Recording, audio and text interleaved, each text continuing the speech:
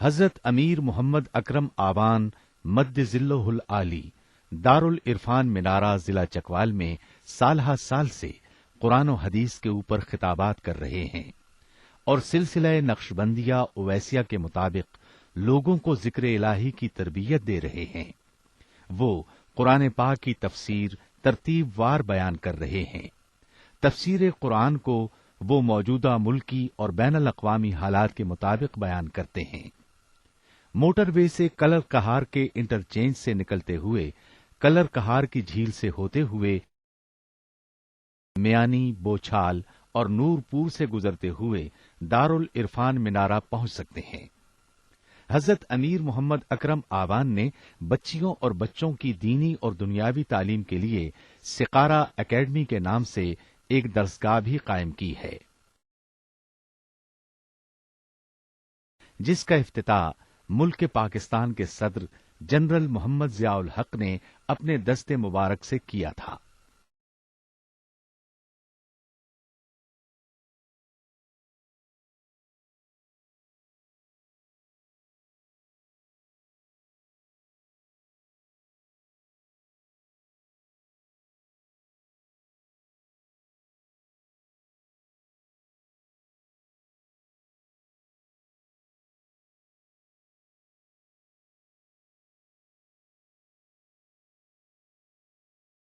للہ رب العالمین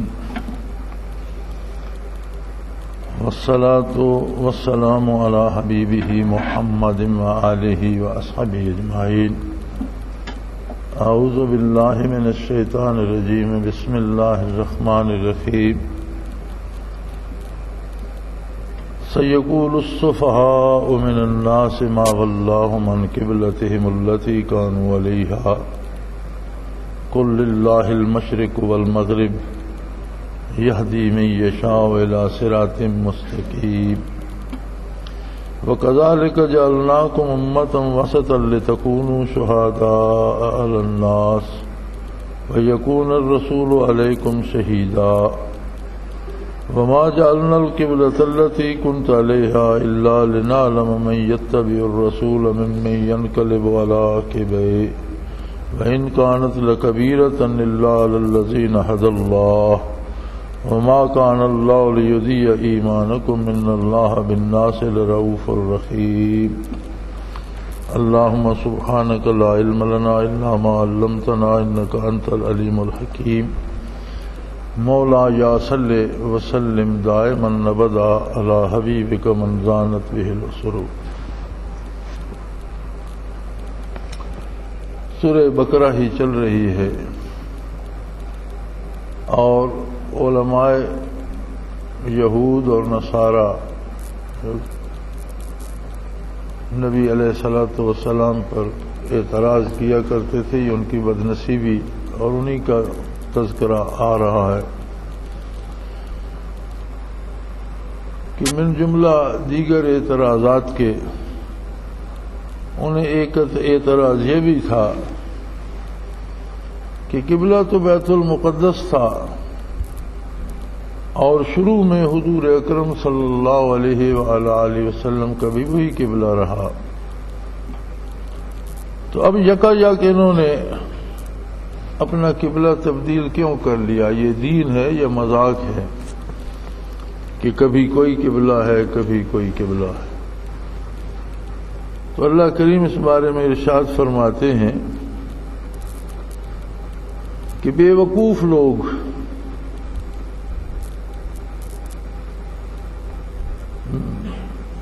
سیقول السفہاء کہ یہ جہالت ہے، اور ویسے بھی بنیادی طور پر سوال جہالت ہوتا ہے اور جواب علم ہوتا ہے۔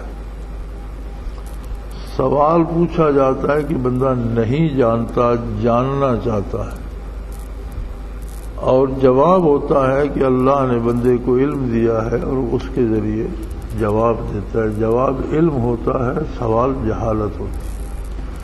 لیکن اعتراض تو بہت بڑی جہالت ہے۔ سوال ہوتا ہے کہ آدمی کو بات سمجھائی جائے تو اس کی سمجھ میں آ جائے، لیکن اعتراض ماننے کے لیے نہیں ہوتا. اعتراض تو جھگڑے کے لیے ہوتا ہے اور نہ ماننے کے. سوال میں اور اعتراض میں بڑا فرق ہے. اعتراض نہ ماننے کے لیے ایک جھگڑا کھڑا کرنے کے لیے ہوتا ہے. اور عرصہ قدیم سے بنی اسرائیل کا قبلہ بیت المقدس آ رہا تھا. قبلہ کا معنی ہے سمت. نہ ہی تو مسجد اقصی مسلمانوں کی معبود تھی اور نہ بیت اللہ شریف مسلمانوں کا معبود ہے. مسلمان عبادت کرتے ہیں اللہ وحدہ لا شریک. بیت المقدس کی اپنی عظمت تھی. سیدنا سلیمان علیہ السلام نے تعمیر کرائی اور اللہ کی تجلیات کا اور برکات کا مرکز تھی.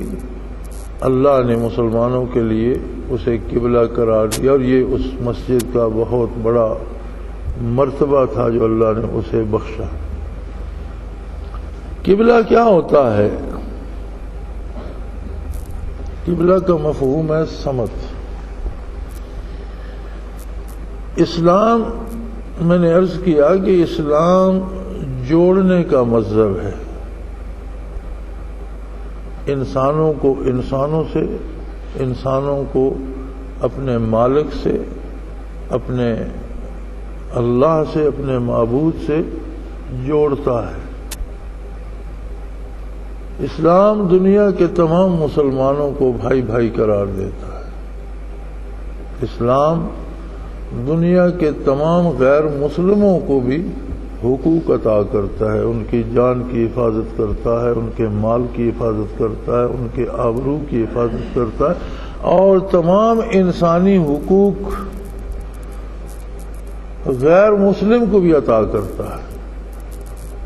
اسلام ایک دنیاوی بھائی چارے کا مذہب ہے کہ ساری مخلوق اللہ کی ہے. جو نہیں مانتا، اگر وہ حقوق اللہ کا خیال نہیں کرتا تو اس کا جواب وہ اللہ کریم کے سامنے دے گا. لیکن مسلمان اس کے انسانی حقوق کی حفاظت کریں گے، اس کو تحفظ دیں گے، اس کی جان، مال، آبرو کو تحفظ دیں گے، اس کے بچوں کو بھی تعلیم دیں گے، اسے بھی روزگار کے مواقع فراہم کریں گے. جو انسانی حقوق ہیں وہ پورے اسے بھی حاصل ہوں گے. اب یہ اسلام عالمگیر بھائی چارے کی جب بات کرتا ہے تو سب سے اعلیٰ چیز تو اللہ کی عبادت ہے، فرائض ہیں. اگر فرائض میں ہی یکرنگی نہ ہو تو اخوت اور بھائی چارے کی بنیاد کہاں ہوگی؟ کوئی مشرق کو منہ کر کے نماز پڑھ رہا ہے، کوئی مغرب کو منہ کر کے نماز پڑھ رہا ہے، کوئی شمال کو، کوئی جہاں کسی کو آ گیا جدھر منہ ہے وہ عبادت کر رہا ہے، تو یکرنگی کہاں ہوگی؟ سو رب جلیل نے ایک مقام کو مرکز قرار دے دیا کہ روئے زمین کے مسلمان اسی کی سمت منہ کر کے نماز ادا کریں. اب یہ فیصلہ رب العالمین کا تھا کہ بیت اللہ شریف قبلہ رہا. پھر جب بیت المقدس بنا اور انبیاء بنی اسرائیل میں سے آئے اور ان کی ریاستیں وہاں تھیں، نبی بھی تھے، بادشاہ بھی تھے، ان کے دارالخلافے وہاں تھے، اکثریت ان لوگوں کی شاید بیت اللہ سے واقف بھی تھی یا نہیں تھی، تو رب جلیل نے مسجد اقصی کو ان کے لیے قبلہ مقرر کر دیا. یعنی وہ عبادت کی سمت مقرر کر دی. جہاں بھی کوئی کلمہ گو ہوتا وہ اسی سمت کو منہ کر کے عبادت کرتا، تاکہ اس تمام میں یک رنگی، یکجہتی اور ایک نظم پیدا ہو جائے. اللہ تو ہر جگہ موجود ہے اور ہر وقت موجود ہے. تمام سمتیں اس کی ہیں، جدھر منہ کرو اللہ تو سامنے موجود ہے. لیکن لوگوں میں اخوت اسلامی، بھائی چارہ اور ایک دوسرے کے ساتھ رشتہ اور یک رنگی پیدا کرنے کے لیے بیت المقدس کو قبلہ مقرر کر دیا. جب نبی علیہ الصلوۃ والسلام مبعوث ہوئے تو آپ نے بھی اسی قبلے کی پیروی اختیار فرمائی، چونکہ وہ قبلہ مقرر تھا، لیکن آپ کے قلب اطہر میں جو محبت تھی بیت اللہ کی، بیت اللہ کی عظمت یہ ہے کہ بیت اللہ شریف روئے زمین کا مرکز ہے۔ بیت اللہ شریف جہاں کعبۃ اللہ ہے، یہ وہ نقطہ ہے جو سب سے پہلے اللہ نے تخلیق فرمایا، جب باقی سارا پانی ہی پانی تھا، اس پر ایک نقطہ اللہ کریم نے سب سے پہلے یہ تخلیق فرمایا، یہاں بیت اللہ شریف کی چار دیواری ہے، حتیم سمیت جتنا بیت اللہ ہے، یہ وہ پہلا مقام ہے جو اللہ نے زمین کو تخلیق فرماتے ہوئے ایک نقطہ تخلیق فرمایا، پھر یہاں سے زمین پھیلائی گئی اور یہ بدستور مرکز رہا۔ دنیا کا نقشہ سب سے پہلے مسلمانوں نے بنایا، یہ شرف اللہ نے مسلمانوں کو عطا کیا کہ دنیا کا نقشہ بھی مسلمانوں نے بنایا اور دنیا کی پیمائش بھی سب سے پہلے، زمین کی پیمائش بھی مسلمانوں نے کی۔ جب مسلمانوں پہ زوال آیا اور اہل مغرب نے عروج حاصل کیا، حالانکہ اہل مغرب کو، وہ یورپین ہو یا امریکن ہو، وہ خود اپنے اس زمانے کو ڈارک ایجز یعنی تاریک زمانہ، قرون مظلمہ، تاریک عہد خود بھی لکھتے ہیں، ان سب کو بھی تاریکی سے اسلام نے نکالا، ورنہ یہ جاہل لوگ تھے اور غاروں میں رہنے والے اور مار دھاڑ کرنے والے، ان میں انسانی صفات نہیں تھی۔ تو بیت اللہ شریف وہ مرکز ہے جو سب سے پہلے وجود میں آیا اور تجلیات الہی کا معبد رہا روز اول سے، اور ہمیشہ رہے گا جب تک زمین و آسمان قائم ہے۔ بیت اللہ شریف کی عظمت یہ ہے کہ اس کی حیثیت جہاں بیت اللہ کی چار دیواری ہے، تحت الثری تک بیت اللہ ہے، عرش اولی تک بیت اللہ ہے۔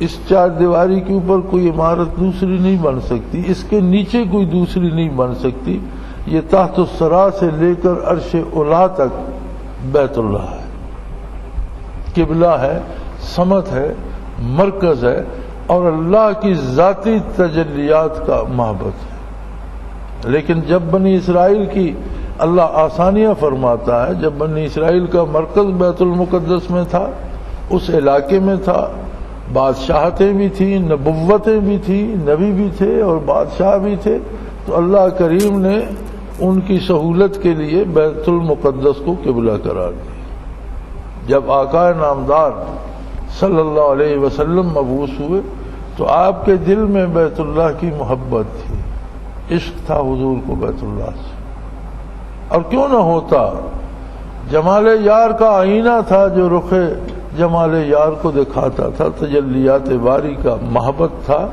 تو حضور کی آرزو ہوتی تھی۔ قرآن فرماتا ہے قد نرى تقلبک فی السماء، کہ آپ کا بار بار آسمان کی طرف دیکھنا اللہ جانتا ہے کہ آپ چاہتے ہیں، آپ کے دل میں محبت ہے کہ بیت اللہ کو ہمارا مرکز قرار دیا جائے، سمت عبادت قرار دی جائے۔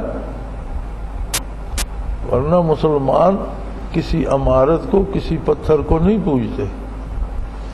ایک دفعہ یہ سوال میرے سامنے بھی آیا تھا کہ مسلمان دنیا بھر کو تو بتوں کو پوجنے سے منع کرتے ہیں، لیکن جو ایک عمارت ہے جسے آپ بیت اللہ کہتے ہیں، وہ بھی تو آخر پتھروں کی بنی ہوئی ایک عمارت ہے، اسے بھی تو بت قرار دیا جا سکتا ہے اور سارے مسلمان اس کی پوجا کر رہے ہیں۔ میں نے کہا مسلمان اس کی پوجا نہیں کرتے، آپ وہی پتھر وہاں سے اکھیڑ لیں اور ہٹ کر انہی پتھروں کی ویسی عمارت بنا دیں، اسے کوئی مسلمان سجدہ نہیں کرے گا۔ سمت سجدہ وہی رہے گی جس زمین پر بیت اللہ موجود ہے۔ یہ دیواریں، یہ چھت تو زمین کی نشاندہی کر رہے ہیں۔ پھر جب فتح ہوا مکہ مکرمہ تو حضرت بلال رضی اللہ عنہ نے بیت اللہ کی چھت پر کھڑے ہو کر اذان دی، کوئی بت پوجنے والا جس بت کی پوجا کرتا ہو کبھی اس کے سر پر چڑھ کر کھڑا ہوتا ہے؟ کسی بھی بت کا پجاری جس بت کی پوجا کرتا ہو کیا وہ اس کے سر پہ چڑھ کے کھڑا ہو جائے گا؟ مسلمان اگر بیت اللہ کی پوجا کرتے تو چھت پر کھڑے ہو کر اذانیں دیتے، انہوں نے چھت پر کھڑے ہو کر کہا اللہ اکبر، بڑائی اور عظمت صرف اللہ کے لیے۔ ہم بیت اللہ کی پوجا نہیں کرتے، بیت اللہ سمت عبادت ہے جس کے نتیجے میں روئے زمین کے مسلمان یکرو ہو جاتے ہیں۔ جو بیت اللہ سے مغرب میں ہے وہ مشرق کو منہ کر لیتا ہے، جو مشرق میں ہے وہ مغرب کو منہ، جو جنوب میں ہے وہ شمال کو منہ کرتا ہے، شمال میں تمام دنیا کے مسلمان وقت رکوع و سجود ایک مرکز کی طرف منہ کر کے رخ کر کے عبادت کرتے ہیں۔ ایک یک رنگی یکجہتی اور ایک بھائی چارہ ظہور میں آ جاتا ہے۔ مسلمانوں نے دنیا کا جو نقشہ بنایا تھا اس میں نارتھ پول یا قطب شمالی جنوب میں تھا، قطب جنوبی شمال میں تھا، یعنی زمین کو انہوں نے اس طرح تقسیم کیا تھا کہ جسے آج ہم قطب جنوبی سمجھتے ہیں، مسلمانوں کے نقشے میں یہ شمال تھا اور یہ جنوب تھا۔ جب یورپین کے پاس آیا تو انہوں نے شمال اس کو کر دیا اور جنوب اس کو کر دیا، یہ یورپین کی تبدیل شدہ بات ہے۔ لیکن اگر جو شمال ادھر تھا جنوب ادھر تھا تو بیت اللہ مرکز تھا، اور اگر یہ بدل گیا شمال اس سمت کو کہنے لگے جنوب اس کو کہنے لگے تو بھی بیت اللہ کی حیثیت نہیں بدلی، آج بھی وہ مرکز ہے۔ اور زمین کی روئے زمین کی پیمائش جس طرف سے کر کے لائے مرکز بیت اللہ شریف بنتا ہے۔ اس کے انوارات کا یہ عالم ہے کہ میں امریکہ میں تھا تو مجھے ایک اردن کا شخص ملا جو مصر کی فوج میں فائٹر پائلٹ تھا جب اسرائیل کی اور مصر کی جنگ ہوئی تھی اور مصریوں نے اپنا وہ چھینا ہوا علاقہ واپس لیا تھا، تو یہ ایک لڑاکا جہاز کا پائلٹ تھا۔ تو وہ مجھے بتا رہا تھا کہ ہمیں حکم ہوتا تھا کہ کبھی بھی بیت اللہ کے عین اوپر جہاز مت لے جانا،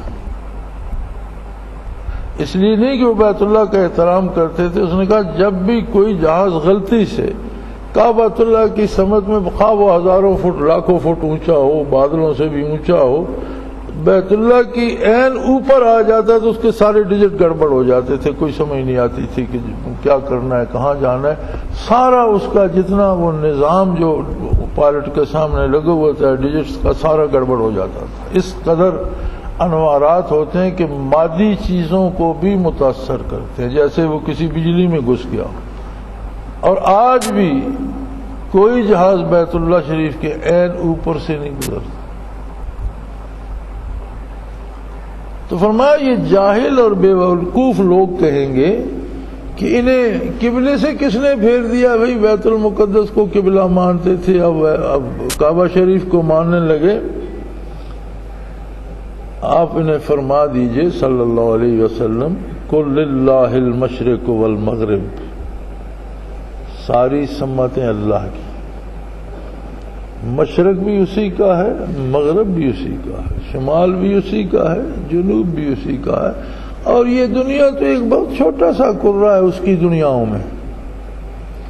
جتنی دنیایں اس نے پیدا کی ہیں اور کائنات بسیط میں جتنی دنیایں آج تک سائنس نے دریافت کی ہیں، حالانکہ میں اگلے دن وہ ایک سائنس کا پروگرام دیکھ رہا تھا جس میں امریکہ کا ایک بہت بڑا سائنسدان یہ کہہ رہا تھا کہ ہم اگر یہ دعویٰ کریں سائنس کی نقطۂ نظر سے کہ ہم نے بہت دریافت کر لیا اور بڑی دنیایں تلاش کر لیں اور چاند پر، سورج پر، مختلف سیاروں پر، تو اگر ہم بہت بڑی بڑ بھی ماریں تو کہنے لگا میرا خیال ہے شاید ہم نے 100 میں سے 10 حصے دریافت کر لی ہوں، لیکن 90 حصے کے بارے تو ہم کچھ نہیں جانتے کہ اور باقی کیا ہے۔ یہ وہ خود اعتراف کر رہا تھا، حالانکہ میں سمجھتا ہوں کہ یہ بھی اس کا اندازہ ہے 10% بھی غلط ہے۔ وہ سائنس ابھی تک کچھ بھی نہیں جان سکی کہ اللہ کی کائنات کتنی وسیع ہے اور ایک ایک ذرے کے اندر کتنا کچھ موجود ہے۔ ابھی تو سائنس اس منفی مثبت بجلی تک پہنچی ہے نا کہ ہر چھوٹے سے چھوٹے ذرے میں وہ ایک منفی اور مثبت بجلی، اب پتہ نہیں اس میں اور کیا کیا موجود ہے، یہ اللہ کریم بہتر جانتا ہے۔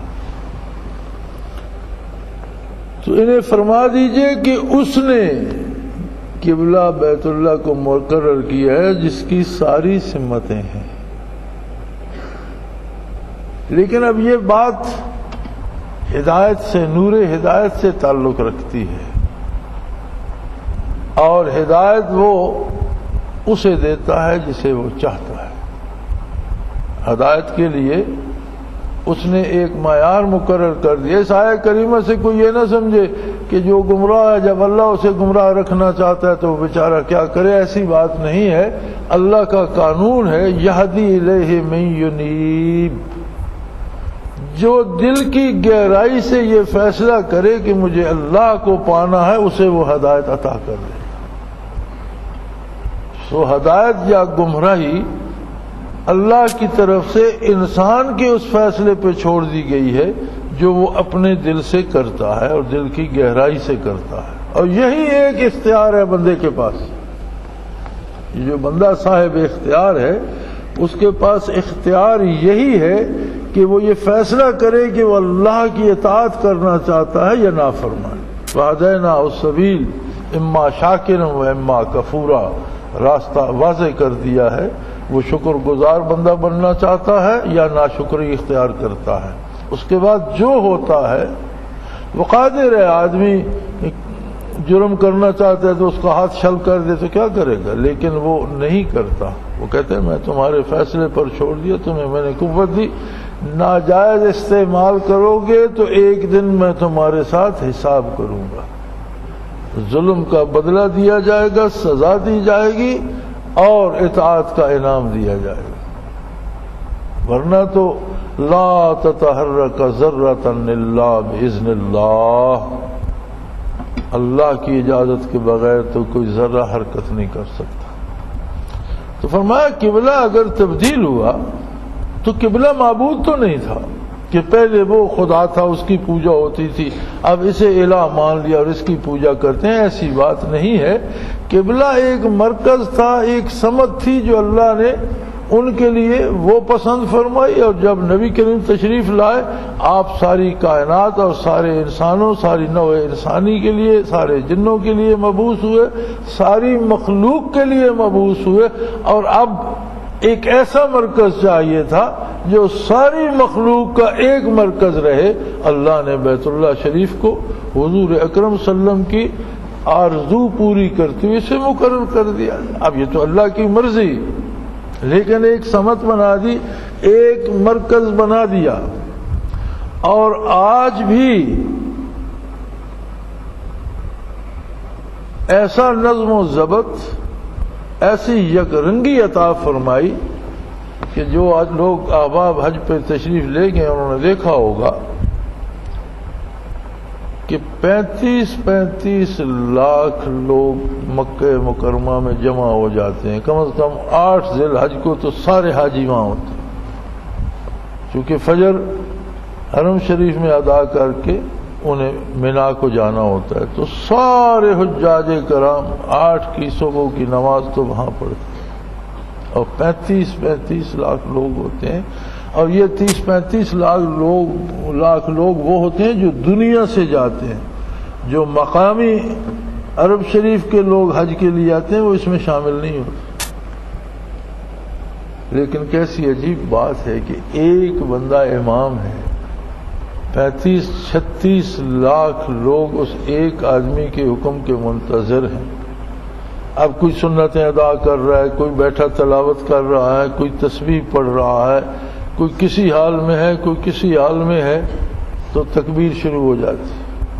بیت اللہ شریف میں وہ تکبیر دوہرا کر نہیں کہتے، اللہ اکبر اشہد ان لا الہ الا اللہ اشہد ان محمد رسول اللہ، اس طرح پڑھتے چلے جاتے۔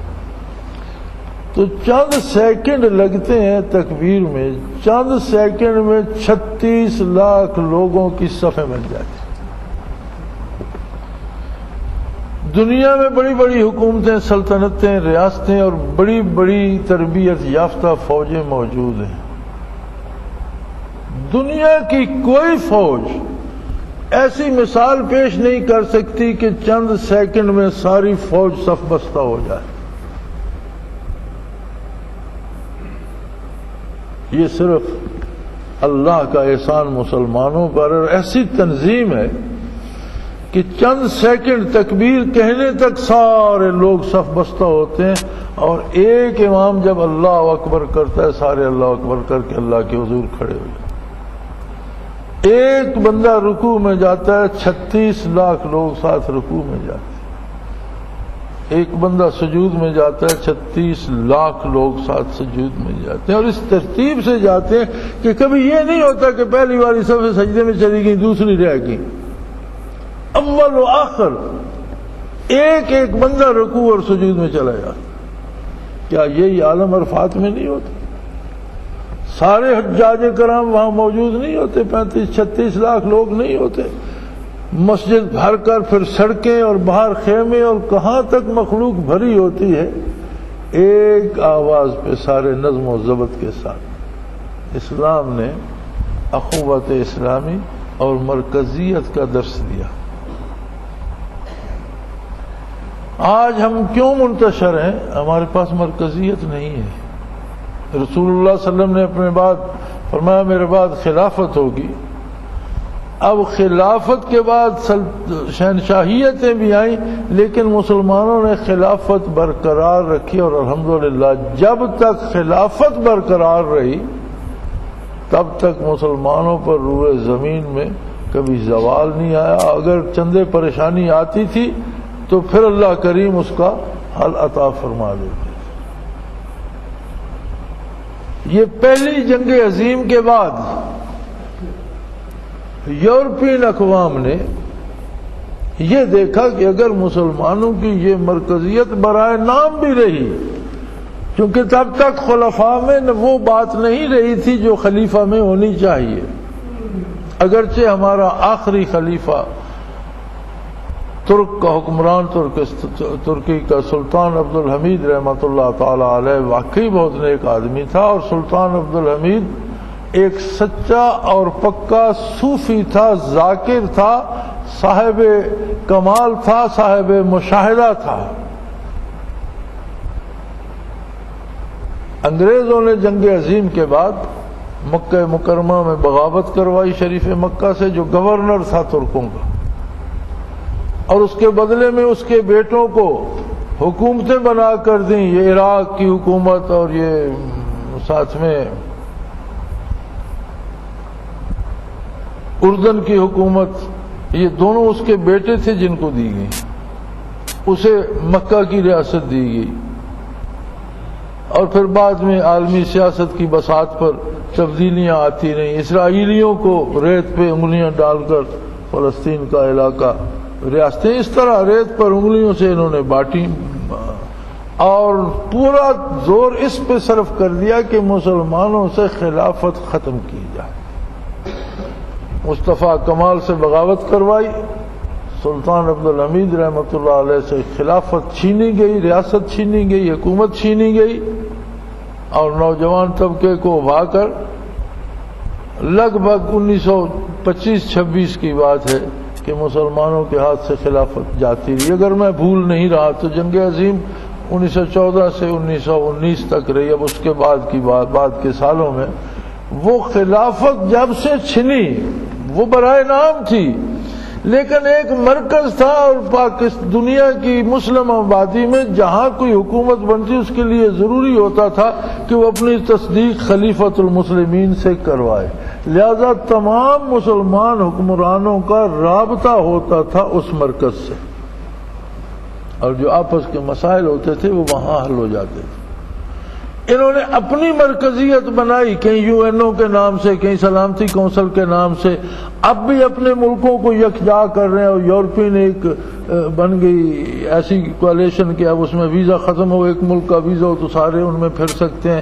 انہوں نے پورے یورپ کا سکہ ایک کر دیا، صرف برطانیہ اس سے الگ ہے، باقی سب کا یورو بن گیا۔ تو اپنے اتحاد پہ وہ زور لگائے جا رہے ہیں، مسلمانوں کو جہاں ہے مزید تقسیم در تقسیم کرنے میں لگے ہوئے۔ وہ خلافت گرچہ برائے نام تھی، لیکن ایک طاقت تھی، ایک مٹھی تھی جس پہ سارے مسلمان حکمران اور حکومتیں نیک تھے یا نہیں تھے، ایک جگہ متحد تو تھے، ایک دفاعی قوت تھی عالمی طاقتوں کے سامنے۔ افغانستان کو کیوں تباہ کیا گیا؟ یہاں پھر خلیفۃ المسلمین بننے کا خطرہ پیدا ہوا، خلافت کے زندہ ہونے کا خطرہ پیدا ہو گیا، جس کے نام سے یورپ کانپتا ہے کہ پھر اگر مسلمانوں کے پاس کوئی ایک مرکز بن گیا تو پھر مشکل ہو جائے گا۔ تو بیت اللہ سب سے بڑا مرکز ہے مسلمانوں کا، جہاں روئے زمین بھر کے مسلمان جمع ہوتے ہیں۔ اور آپ دیکھ سکتے ہیں کہ یہ 36 لاکھ کی فوج اگر اپنی دنیا کی بنیاد اپنے دین پہ رکھے، اور جس طرح جس یک رنگی کے ساتھ 2 انسلے کپڑوں میں 36 لاکھ لوگ ایک امام کی آواز پہ لبیک کہتے ہیں، اگر یہ 36 لاکھ کا سمندر وہاں سے دنیا کی کسی طرف منہ کر کے چل پڑے تو انہیں بغیر اسلحے کے بھی ہوں تو بھی کوئی روکنے والا نہیں۔ 36 لاکھ لوگوں کو روکنا یا قتل کرنا یہ اتنا آسان نہیں ہے، لیکن افسوس یہ ہے کہ ہمارے نفس نے، شیطان نے اور غیر اسلامی طاقتوں نے دین سے دور کر دیا۔ ہم کہتے ہیں دین کا دنیا میں کیا کام ہے؟ بھئی دنیا کا ایک الگ نظام ہے، دین آپ کا ذاتی ہے، کوئی عبادت کرتا ہے نہیں کرتا۔ جب دین سے الگ ہوئے تو ہم تباہ ہو گئے۔ جدا ہو دین سیاست سے تو رہ جاتی ہے چنگے سی۔ تو فرمایا انہیں کہہ دیجئے ان بے وقوفوں کو، ان جاہلوں کو، کہ ساری سمتیں اللہ کی ہیں اور وہ قادر ہے، جس جگہ کو اس نے مرکز کہہ دیا وہی حقیقی مرکز ہے۔ مقصد مسلمانوں کا عالمی بھائی چارہ ہے، نوع انسانی کی عالمگیر اخوت ہے۔ آج جو بڑے جمہوریت کے دعوے کرتے ہیں اور جمہور کی رائے اور اکثریت کی رائے، یہ کہاں تھے جب روما کے شہنشاہ حکومت کر رہے تھے؟ کون پوچھتا تھا ہم جمہوریت کو، اور کون اکثریت کو پوچھتا تھا؟ نبی کریم صلی اللہ علیہ وسلم کی بعثت سے پہلے جہان میں بادشاہ بھرے پڑے تھے، کون عام آدمی کی رائے کو پوچھتا تھا؟ یہ عام آدمی کا تصور اور عام آدمی کو حقوق کس نے دیے؟ محمد الرسول اللہ صلی اللہ علیہ وسلم نے عام آدمی کو حق دیا کہ وقت کے حکمران کو بھی گلی پر روک کر پوچھ سکے کہ میرا یہ حق ہے اور مجھے کیوں نہیں مل رہا۔ انسانی بہتری کے سارے تصور اللہ کے رسول، اللہ کے حبیب صلی اللہ علیہ وسلم نے عطا فرمائے اور اسلام نے عطا فرمائے، اور انہی میں سے ایک نہ صرف مسلمانوں کی روئے زمین کی بہتری اور فلاح اور اخوت کا مرکز ہے، اللہ کا گھر، جسے عالمی پوری دنیا میں تمام مسلمانوں کو ایک مرکز پہ اللہ نے جمع، ایک ایسی تنظیم بنائی کہ 36 لاکھ نہیں 72 لاکھ آ جائیں، 1 ارب مسلمان حج پہ آ جائیں، اسی طرح ایک ہی بندے کے زیر کمان سارے بالترتیب اس نظام میں منسلک ہو جائیں۔ افسوس اس بات کا ہے کہ ہماری عملی زندگی اپنے مرکز سے ہٹ گئی۔ ہمارا مرکز ہے اللہ کی کتاب، ہمارا مرکز ہے اللہ کا رسول صلی اللہ علیہ وسلم، لیکن ہم طبقوں میں، فرقوں میں بٹ گئے۔ ہمارے نفس نے، ہماری خواہشات نفس نے، ہوائے نفس نے کہیں دنیا کو قبلہ بنا لیا، کہیں اقتدار کو قبلہ بنا لیا، کہیں دولت کو قبلہ بنا لیا، اور کہیں شہرت کو قبلہ بنا کر ہم تقسیم در تقسیم ہوتے چلے گئے. رسمیں رہ گئی، رسم اذاں روح بلالی نہ رہی. عبادت کو ہم نے رسم کے طور پر اپنا لیا، اور جو مرکز تھا، مقصد تھا عبادت کا، اللہ کی رضا اور ایک جان ہونا. جس طرح وجود ایک ہوتا ہے، پاؤں پہ چوٹ لگے یا ہاتھ پہ سارا وجود بے قرار ہو جاتا ہے. مسلمان روئے زمین میں جہاں ہے ایک جسم ہے، ایک جان ہے. کہیں ایک جگہ چوٹ پڑے تو سارے کو تڑپنا ہوگا. لیکن ہم تقسیم ہو گئے، ہم سے خلافت چھن گئی. اور الحمدللہ اللہ کا احسان ہے کہ بیت اللہ شریف والی مرکزیت ابھی ہماری باقی ہے، لیکن کفار نے ہمیں اور غیر مسلم طاقتوں نے اس کی حقیقت سے دور کر دیا. جو حق تھا کہ جس طرح وہاں ہم میں یک رنگی ہوتی ہے، اسی طرح روئے زمین میں یک رنگی ہوتی. ایک دوسرے کے دکھ بانٹتے، ایک دوسرے کے ساتھ شریک کار ہوتے، ایک دوسرے کے معاون ہوتے، ایک دوسرے کے مال جان آبرو کے محافظ ہوتے، ایک دوسرے کے لیے برائی نہ سوچتے، بھلائی سوچتے. تو اللہ کی کائنات آج بھی مسلمانوں کے زیر نگین ہوتی. اللہ کریم اس عہد رفتہ کو پھر سے لائے، مسلمانوں کو اتحاد و اتفاق اور اللہ کے حبیب صلی اللہ علیہ وسلم کی اطاعت نصیب فرمائے. وآخر دعوانا ان الحمدللہ رب العالمین.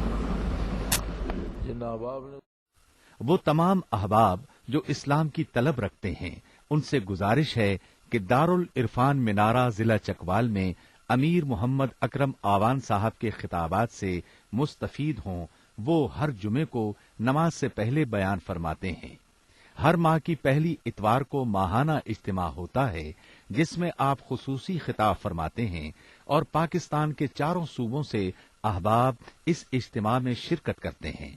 اس کے علاوہ یہاں سال میں 2 مرکزی اجتماعات بھی ہوتے ہیں.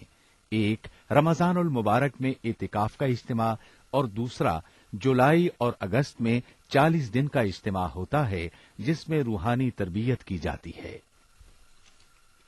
اپنا خون سیماب دے کر اتنا ہم کر جائیں گے، نام آقا کا چمن میں پھر رقم کر جائیں گے.